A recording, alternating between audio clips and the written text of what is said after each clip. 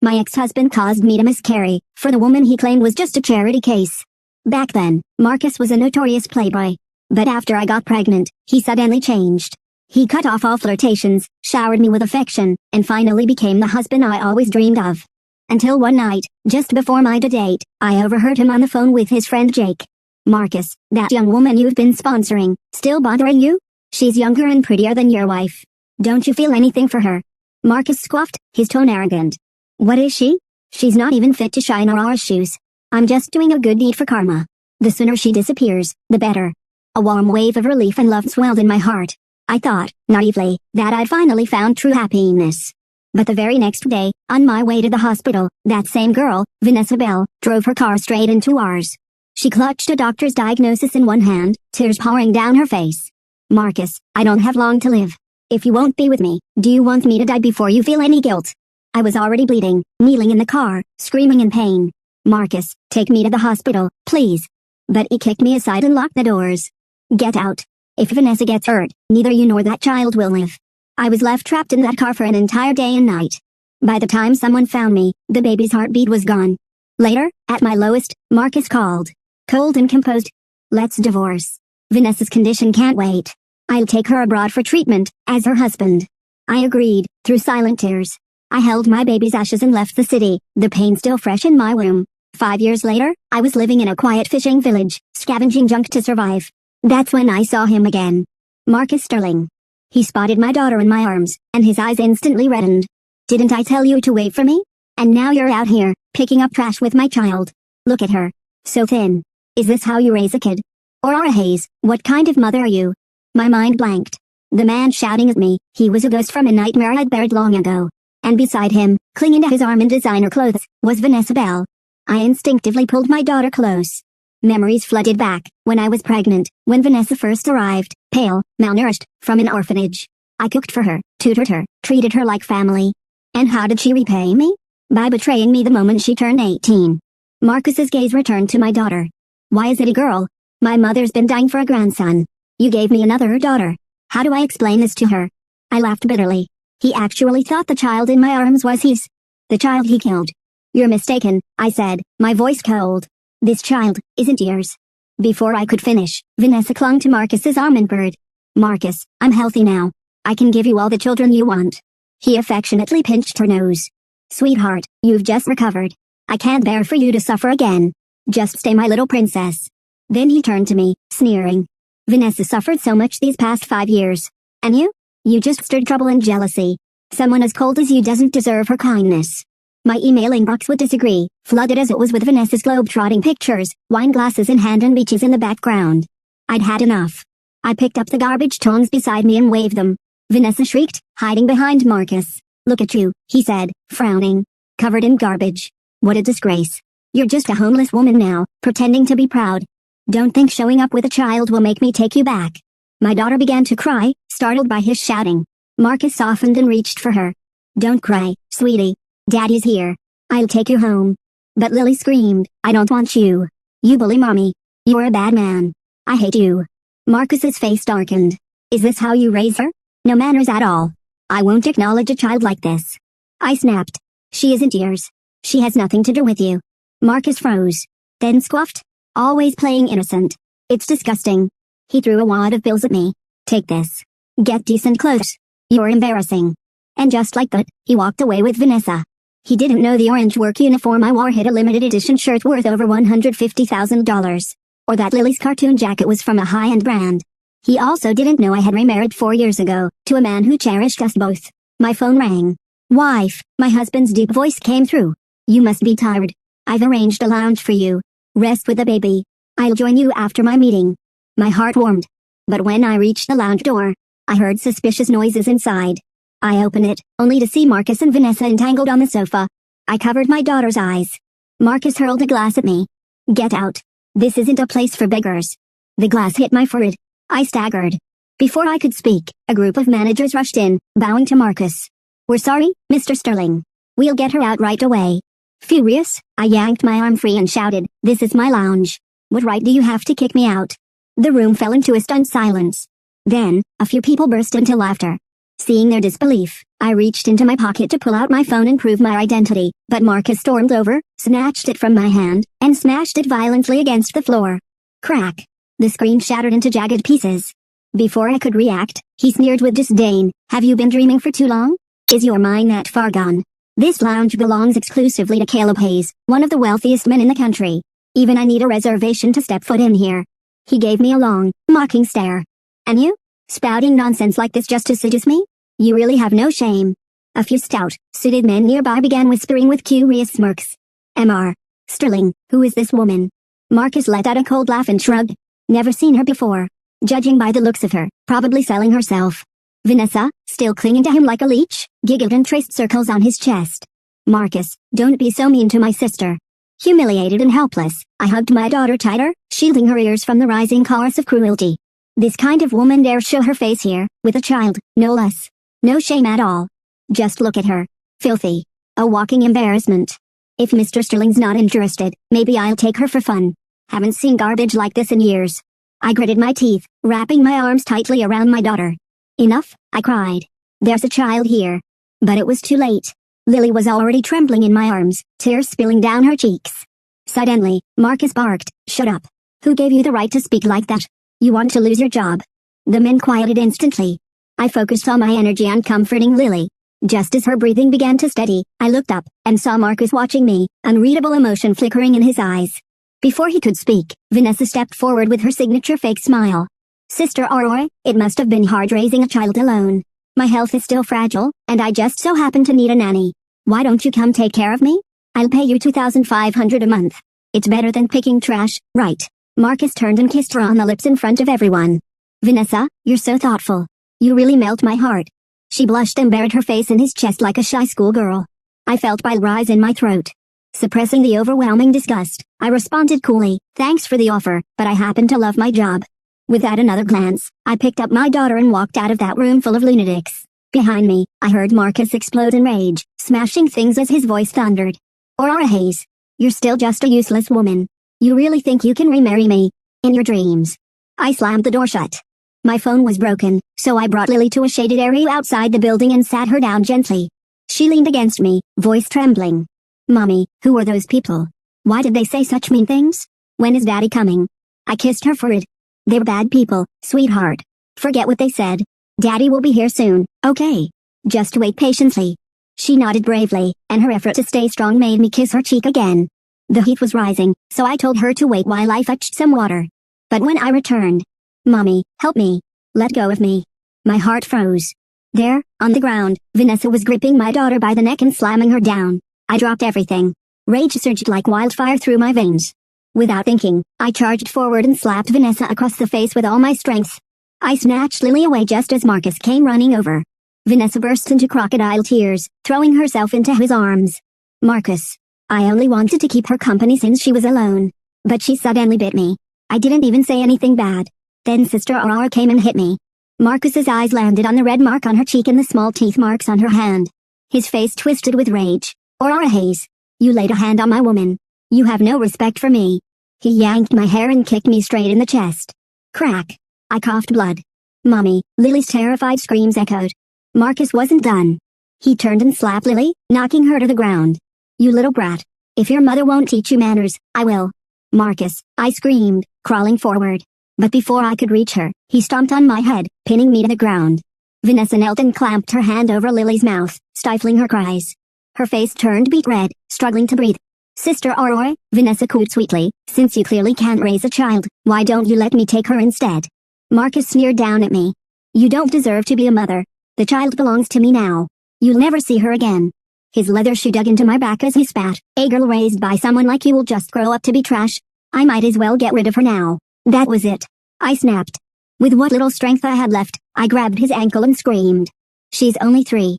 She's not your child. She's Caleb Hayes' daughter. And I'm Mrs. Hayes, his wife."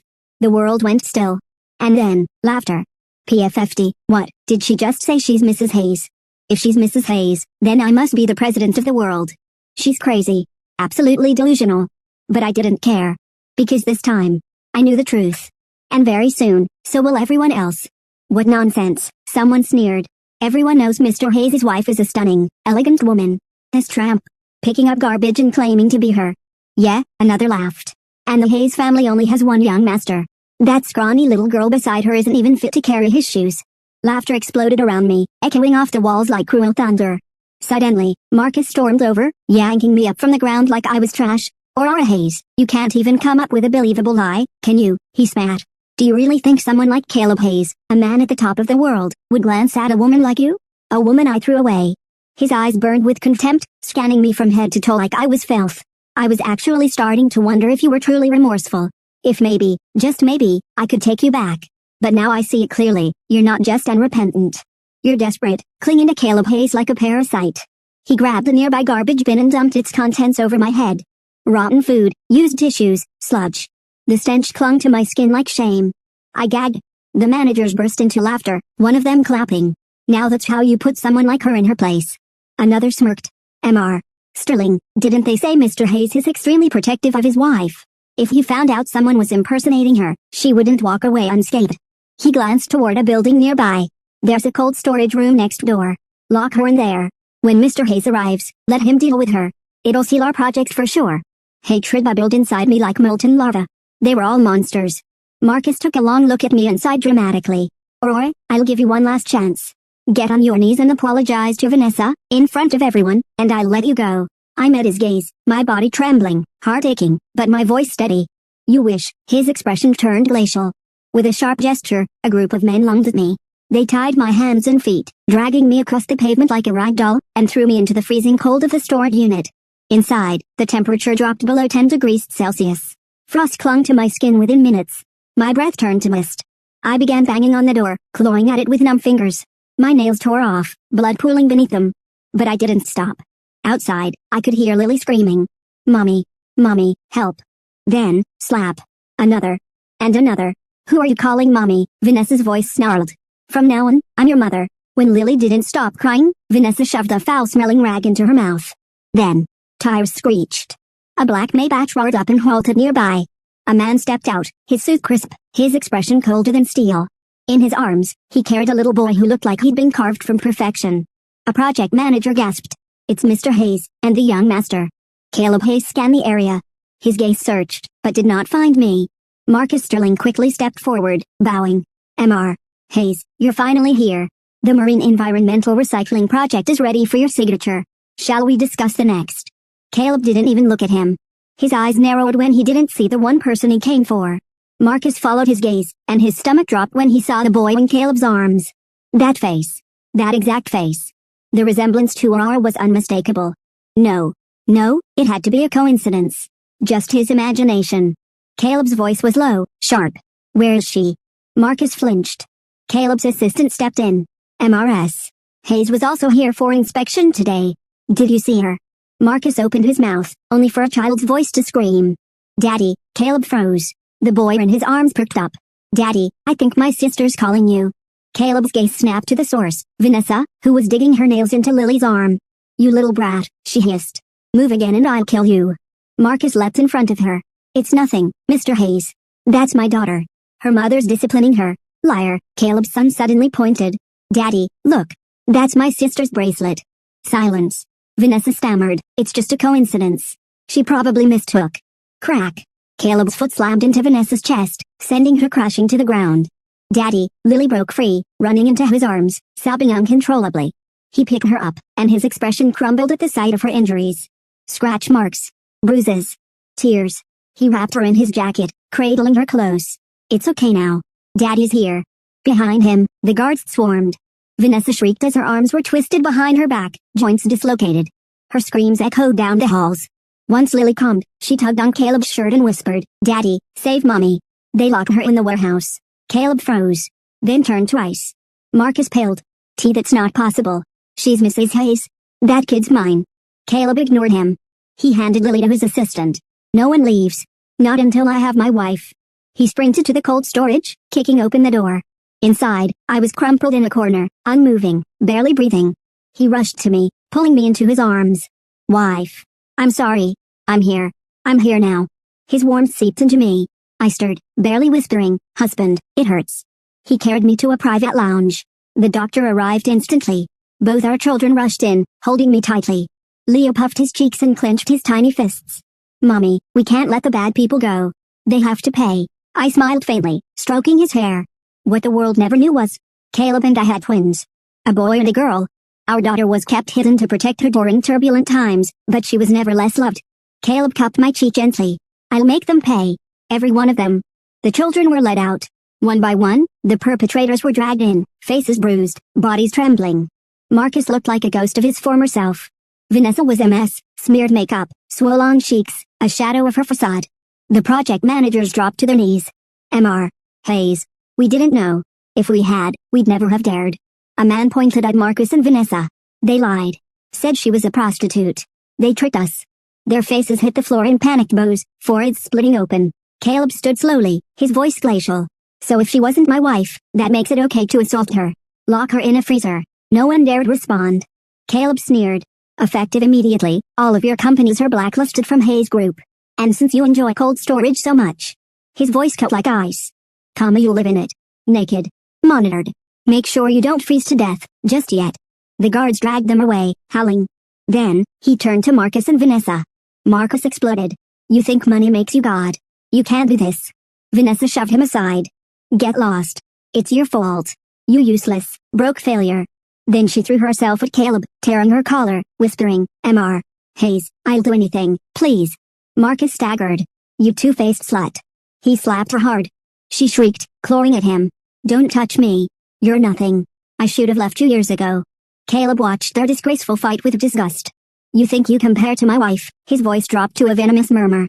You're not even fit to touch her shoes. Then, to his guards, she likes slapping people, doesn't she? Return the favor. 100 times. Then toss her into cold storage. The sound of slaps echoed like gunshots. Marcus turned white. Caleb looked down at him. You came to my office a month ago begging for help. And now this? You dared to lay a hand on my family. Marcus trembled. Caleb's voice turned eerily calm. The weather's cold. He paused. A perfect time to freeze the Sterling family business. And just like that, everything Marcus had built, crumbled. His eyes were hollow, void of hope, drained of will. Because Caleb Hayes never made empty threats. By tomorrow, the Sterling family would no longer exist. Caleb turned to me. The cold sharpness in his eyes melted away instantly as he gently asked. Wife, was that enough of a lesson? Did you get your anger out? I nodded, voice hoarse. Just throw them out. I don't want to see them again. He waved his hand dismissively. Get rid of them. Don't let filth dirty this place any longer. Soon, the room emptied, leaving only Caleb and me behind. His aloof demeanor vanished completely. Like an overgrown puppy seeking comfort, he buried his face into my neck and murmured with a pout. Wife, it's all my fault. I swear I'll never leave you alone again.